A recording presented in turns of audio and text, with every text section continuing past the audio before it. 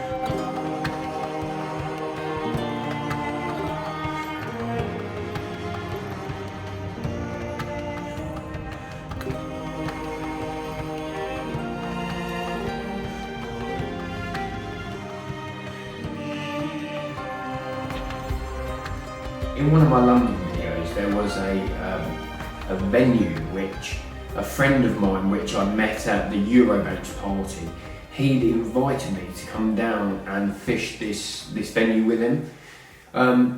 It's a dike which runs all the way through a very busy park, and back then there wasn't many fishing there, and he was in contact with me last year, which he told me that the otters are doing some real damage to the lake stock, and it's a place that I've always wanted to revisit, and you know, time is running out on that place, so I had to get back down there, and this is what this video is all about.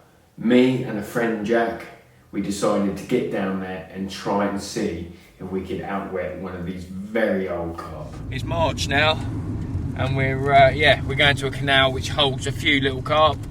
Well, not little ones, they go up to like 30 pound in there, but there's not many. And yeah, we're gonna go and see if we can have one. It's a bit of a rough hole around these areas, so we got to keep our wits about us on the park, but yeah, hopefully we can find them.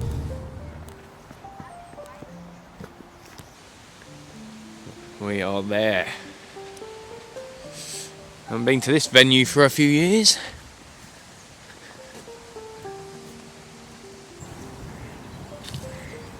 Well, it looks quite nice down there. The main concern was going to be that we was going to travel all this way, and we've had so much rain over the last couple of days, and it's gin clear, which is perfect for the situation that we're in. You know, we're on limited time. We've got until tomorrow morning, and it is 1:30 now, and we, yeah, like I say, limited time, and we got to try and get one under our belt. And it was like -3 last night, so you know, you can only but try.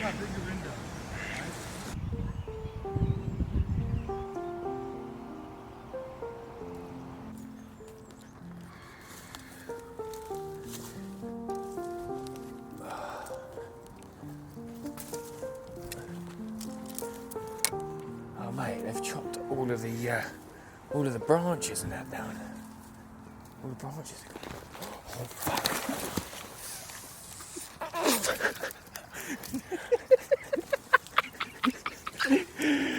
Oh mate, you just spooked the whole fucking swim. Just a monkey, innit? Honestly, I thought you was in there. Yeah, I was like, there's no way you're getting it. Good job that held, wasn't it? Oh.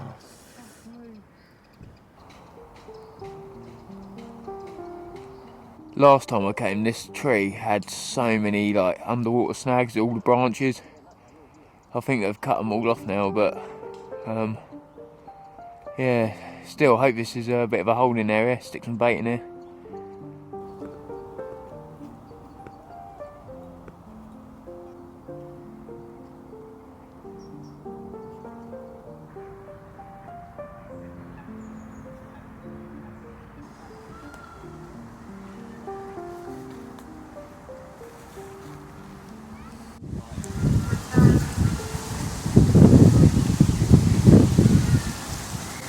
freezing, mate. It's about a foot under the surface.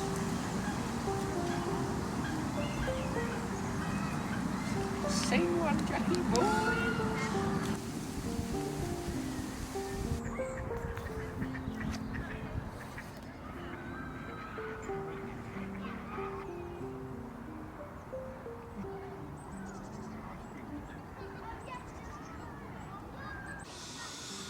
You liking the dike so far? Loving the dark life, mate. Should we get a coffee?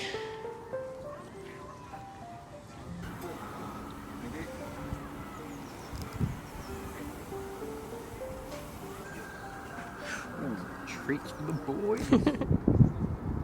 Look at these titties. All that fresh weed is actually making it to the surface. That they're going to be sitting in that slightly deeper here as well.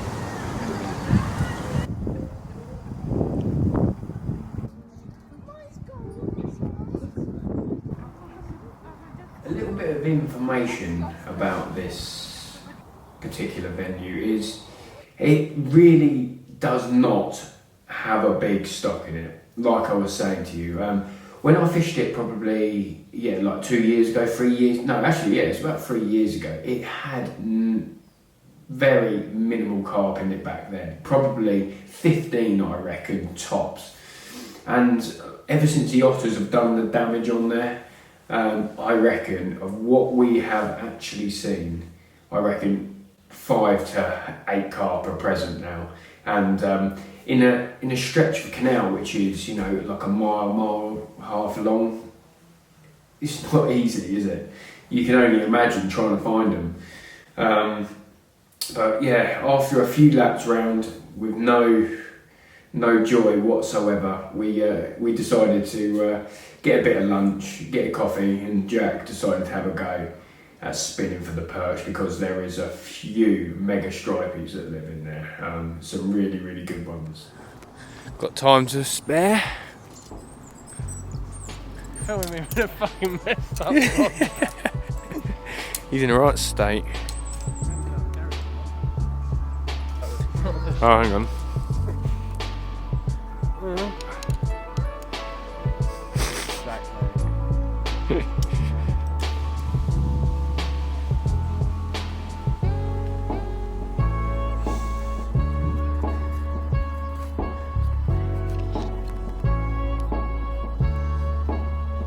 Are you interested? Hey?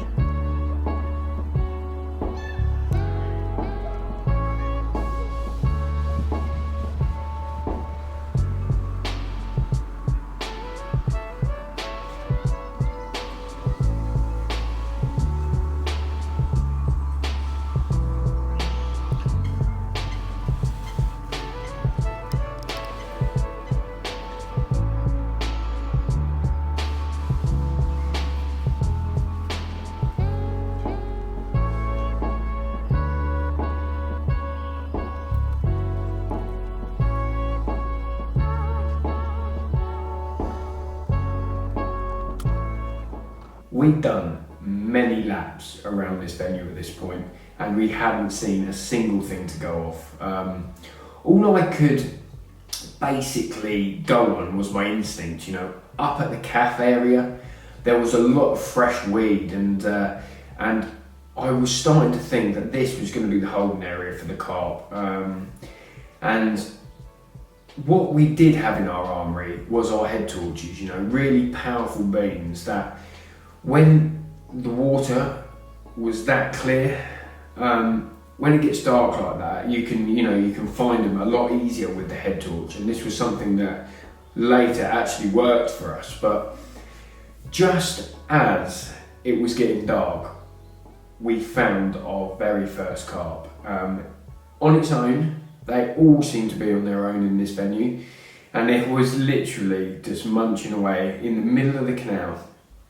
And me and Jack played rock, paper, scissors and decided to have a go for it. Run back to the van and see if we could make something out of this opportunity. Right, we've got to give it a go. Here we go. Rock, paper, scissors. 1, 2, 3. I win. I didn't even realise you was pulling on through, you bastard.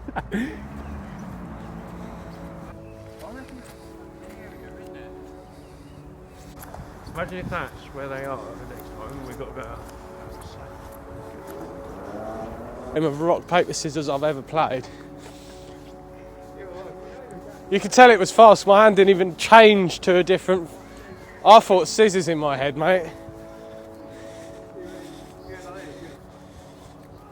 Oh.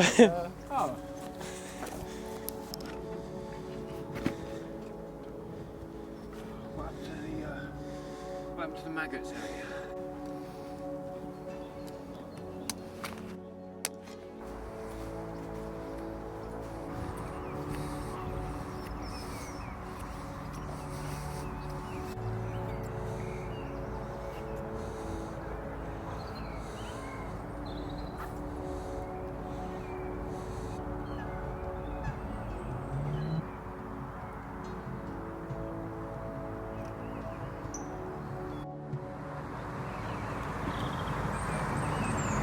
Well, he didn't hang around.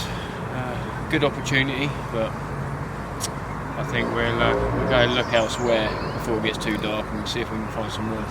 Because, like I say, he was a loner, he was, but yeah, worth a try.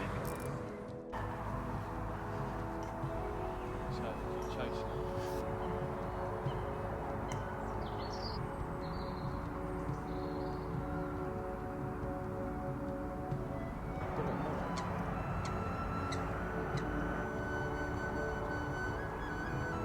We was trying to find just a few so that we had somewhere to go on for that night.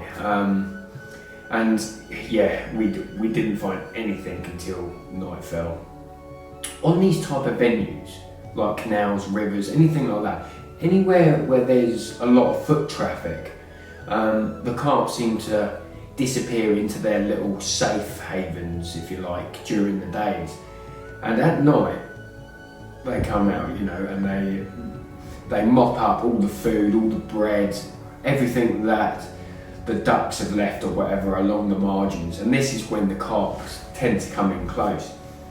And like I was saying to you earlier, we had our head torches on, and we managed to track down a couple of carp. Actually 3 in total, but they were scattered out all along the canal. Never did we see more than one on its own, which didn't give us much of a much choice on where to bivvy up. So there's a particular spot which a couple of years ago, when I was fishing it originally, I remembered was a fish holding area. There's a tree that's literally in the middle of the canal, and that is somewhere that you would think carp would hold up. And we saw one fish there with our head torch, and it was a lovely one at that. We waited for that carp to drift off, as you would, and we run back to the van, got our kit, and we had made that decision that we were both going to bivvy up on that spot. One was going to fish one side of the tree, and I was going to fish the other. And then we had to get our heads down because we had a busy day the following morning, which is going to be another video, but that is that's another mission, you know. So we had to get our heads down and get a good night's kip, and it wasn't until 3 AM where I was awoken by Jack coming into the bivvy and asking for the retainer because he'd caught that fish that was floating around that we caught on camera. And honestly, I was absolutely buzzed. Really, really happy that he'd managed to catch a fish from the canal, because honestly, I just want to see him. So that fish was safely in the retainer, awaiting shots for the morning. It was only a couple of hours and it was going to be light. And I was laying in bed thinking, you know, we saw that one fish, so nothing was actually going to happen. So yeah, I drifted off into a nice deep sleep, and the alarm was going off at 5 o'clock in the morning because we was going elsewhere. And I just made myself a cup of tea, and I was sitting there watching the water, and I thought, that's it, you know, I've got to pack up now because we've got to go. And just as I have unpegged the brolly, the rod has ripped off, and I managed to catch myself one of these beautiful, old, very historic carp that are still swimming around in this canal. Absolutely buzzed.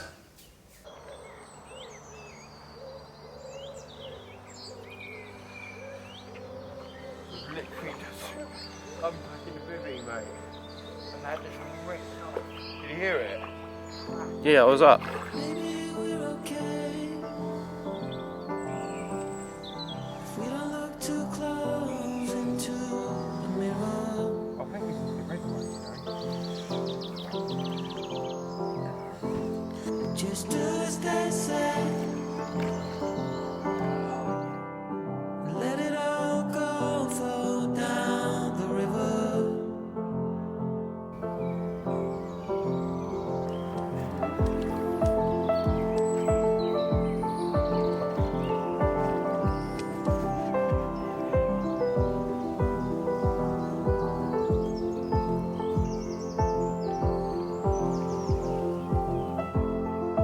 Gaslights dimmer bright. Is it all just imagination? Looks sick. If what we have is right, Check that out. 3 o'clock in the morning. Left hand had rattled off. Gave me an epic little scrap. Fell to a little PVA mesh bag. Just fishing light. And yeah, slung them up, ready for this morning. We'll go do jacks. Look at this ancient creature. Apparently, these fish are 50 years old, and to say that me and Jack have both had one this morning is absolutely epic, especially as we reckon there's only 10 fish in this stretch, and that's probably maximum as well. So to both have one this morning is epic, and what a way to finish on here. I think I'm going to call this my last session on here, and yeah, get her back, and hopefully she's got a few more years left in her. But what an epic fish. We couldn't have asked for a couple of better ones.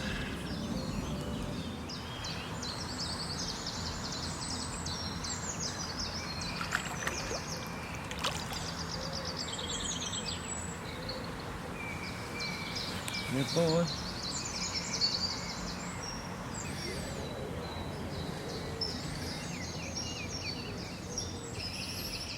I always think that's Keep saying it, but what a brilliant morning. We're out, we're off now on another mission, but that'll be a different video. So yeah, I'll see you guys in the next one.